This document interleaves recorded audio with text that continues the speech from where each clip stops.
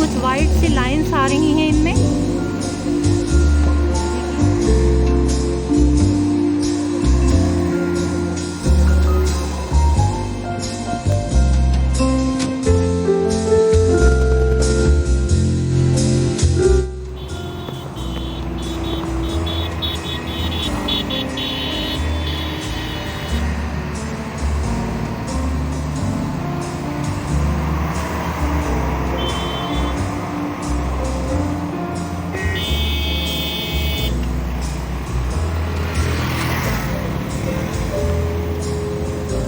तो फ्रेंड्स ये भी देखिए कैक्टस वैरायटी है।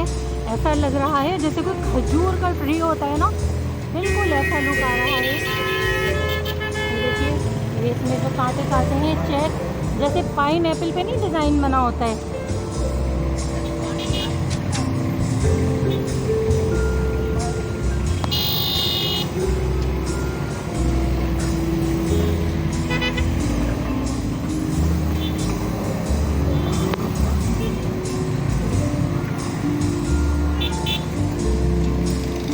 ये पूरा लुक दोस्तों, ये 15-15 फीट की हाइट तक ऊँचे चले जाते हैं ये वाली कैक्टस वैरायटी।